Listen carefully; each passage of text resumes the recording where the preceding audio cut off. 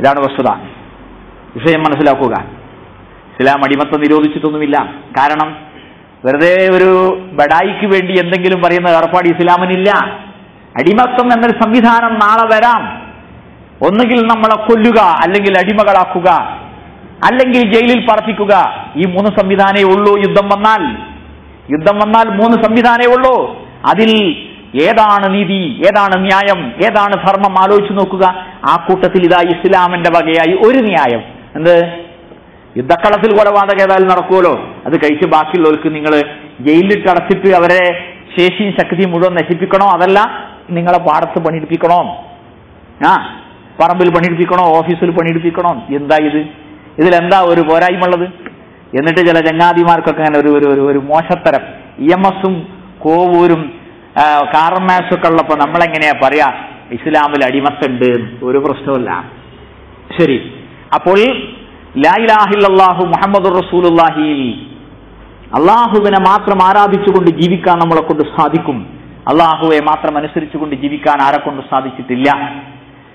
അപ്പൊ ലാ ഇലാഹ ഇല്ലല്ലാഹു മുഹമ്മദുർ റസൂലുള്ളാഹി എന്നതിൽ മാറ്റം വരുത്തിക്കൊണ്ടാണ് ഈ ആശയക്കാർ രംഗത്ത് വന്നത്. ശരി, മനുഷ്യനെ പറ്റി ഇങ്ങനെ പറഞ്ഞു. പടച്ചോനെ പറ്റി എന്താ അവർ പറഞ്ഞത്? ഒരു കിരീടം നഷ്ടപ്പെട്ട രാജാവ് എന്ന വിധത്തിലാണ്. കിരീടം നഷ്ടപ്പെട്ട രാജാവ് എന്ന അർത്ഥത്തിലാണ്. എന്താണ്?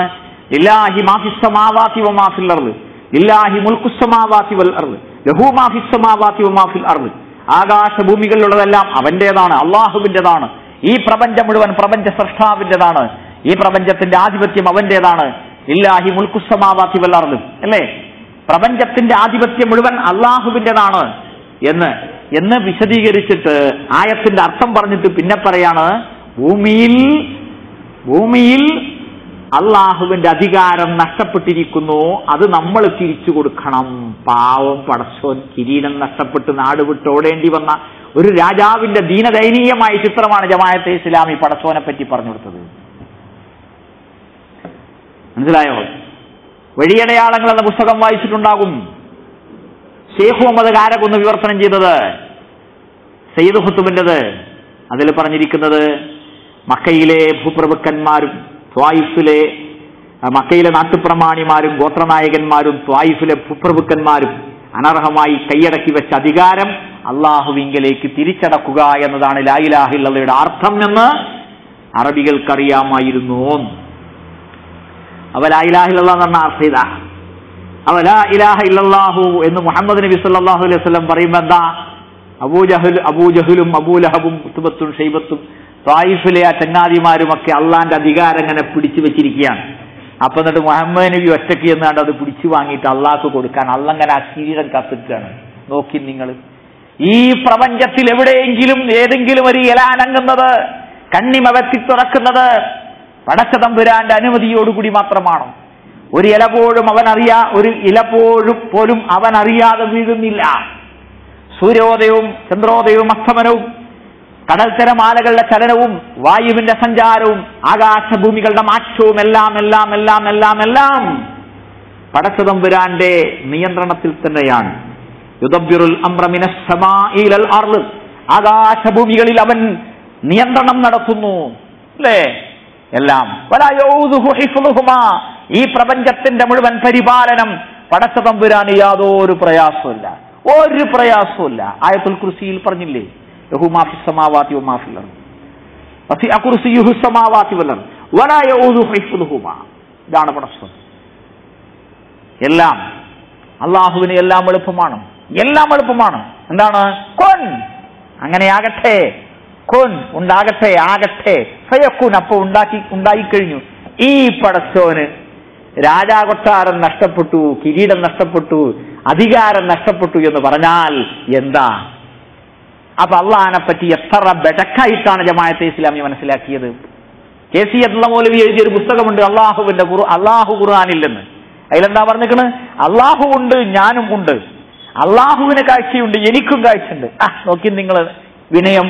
അങ്ങനെയാണോ പറയേണ്ടത്? അങ്ങനെയാണോ? അള്ളാഹു ഉണ്ട്, അള്ളാഹു ഉള്ളവനാണ്, ഞാൻ ഉണ്ടാക്കപ്പെട്ടവനാണെന്നത് പറയേണ്ടത്, അല്ലേ? അങ്ങനെയല്ലേ? അള്ളാഹു ഉള്ളവനാണ്, നമ്മളോ ഉണ്ടാക്കപ്പെട്ടവനാണ്. അള്ളാഹുവിന്റെ പടപ്പല്ലേ നമ്മൾ. അപ്പോൾ അങ്ങനെയാണ്. അബുൽ ഹസൻ അലി നദ്വി ലോകത്ത് മര്യാദയുള്ള ഒരു എഴുത്തുകാരനാണ്, വളരെ മര്യാദയുള്ള എഴുത്തുകാരൻ ഇല്ലേ? അബുൽ ഹസൻ അലി നദ്വി ലോകപണ്ഡിതനായി അറിയപ്പെടുന്നു. അദ്ദേഹത്തിന്റെ അത്തസ്വീർ സിയാസിൽ ഇസ്ലാം, ഇസ്ലാമിന് രാഷ്ട്രീയ വ്യാഖ്യാനം എന്ന പുസ്തകത്തിൽ ജമാഅത്തെ ഇസ്ലാമിയെ പറ്റിയും മൗദൂദിയെ പറ്റിയും ഒരു വാചകം പറഞ്ഞിട്ടുണ്ട്. എന്താണ്? വമാ ഖദറുല്ലാഹ ഹഖ ഖദ്രിഹി, അള്ളാഹുവിനെ കണക്കാക്കേണ്ട വിധം അവർ കണക്കാക്കിയില്ല എന്ന ആയത്ത് ഇവർക്ക് ബാധകമാകുമോ എന്ന് ഞാൻ ഭയപ്പെടുന്നു എന്ന്. അള്ളാഹുവിനെ എങ്ങനെ മനസ്സിലാക്കി? ഇതാണ് കിരീടം നഷ്ടപ്പെട്ട രാജാവിനെ പോലെ. ഇങ്ങനെയാണോ വസ്തുത? അല്ല, അല്ല. പിന്നെയോ അല്ലാഹുമ്മ മാലിക്കൽ മുൽക്ക്, രാജാതിരാജനായ അള്ളാഹുവേ, തുഅ്തിൽ മുൽക മൻ തശാ, നീ ഉദ്ദേശിക്കുന്നവർക്ക് നീ ഭരണം നൽകുന്നു. വതൻസിഉൽ മുൽക മിമ്മൻ തശാ, നീ ഉദ്ദേശിക്കുന്നവരിൽ നിന്ന് ഭരണം എടുത്തു കളയുന്നു. വതുഇസ്സു മൻ തശാ, നീ ഉദ്ദേശിക്കുന്നവരെ ഇസ്സത്തുള്ളവരാക്കി പ്രതാപശാലികളാക്കി മാറ്റുന്നു. വതുദില്ലു മൻ തശാ, നീ ഉദ്ദേശിക്കുന്നവരെ അധപ്പതിപ്പിക്കുന്നു. ബിയദിക്കൽ ഖൈർ, നിന്റെ പക്കലാകുന്നു ഖൈർ. ഇതാണ് ഇസ്ലാമിന്റെ പ്രഖ്യാപനം.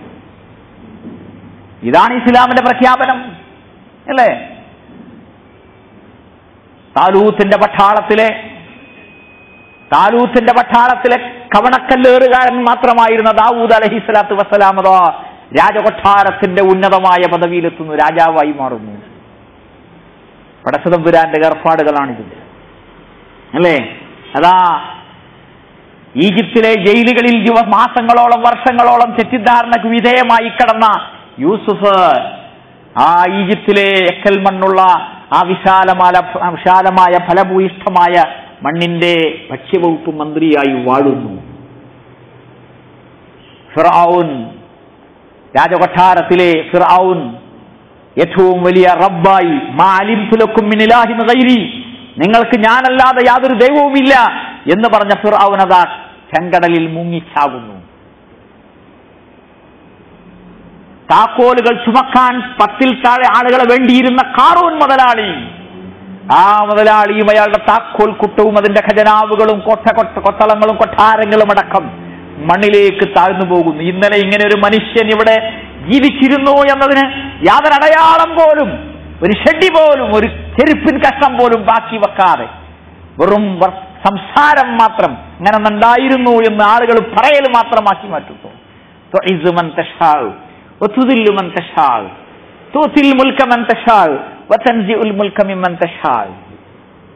അല്ലേ? ഈ കാലഘട്ടത്തിലെ അനുഭവങ്ങൾ ഞാൻ നിങ്ങളോട് പറയേണ്ടതില്ല, നമ്മളെല്ലാവരും വായിക്കുന്നതാണ്. രാജാക്കന്മാർ എവിടെ കിടക്കുന്നു അല്ലേ? പാപ്പറായ ആളുകൾ എവിടെ ഉയർന്നു നിൽക്കുന്നു? ലോകത്തിന്റെ നാനാഭാഗങ്ങളിൽ ലോകങ്ങളെ വിറപ്പിച്ച, രാജ്യങ്ങളെ വിറപ്പിച്ച, കിടുകിടെ വിറപ്പിച്ച എത്രയെത്ര പോക്കിരികൾ, രാജാക്കന്മാർ, നേതാക്കന്മാർ എവിടെ എത്തി? എന്നിട്ട് അള്ളാഹ് ഇതൊക്കെ ഒരു പ്രയാസാണോ? അല്ല. ശരി, ആ വശം പടച്ചോനെ എങ്ങനെ കണ്ടു അവർ? നബിമാരെ എങ്ങനെ കണ്ടു അവർ? നബിമാരെ എങ്ങനെ അവർ കണ്ടു? നബിമാരൊക്കെ വന്നത് ഭരണമുണ്ടാക്കാനാ, പക്ഷെ കഴിഞ്ഞില്ല. മുഹമ്മദ് നബിയെ പോലെയുള്ള ചുരുക്കം ചിലർ മാത്രം അതിൽ വിജയിച്ചു. അത്തജ്ദീദ് വഇഹ്യാഉദ്ദീൻ എന്ന പുസ്തകമുണ്ട് മൗലാന മൗദൂദി, അതിലാണ് പറയുന്നത് എന്ത്? യഥാർത്ഥത്തിൽ പ്രവാചകന്മാരൊക്കെ വന്നത് ഈ ഭരണം സ്ഥാപിക്കാനാണ്.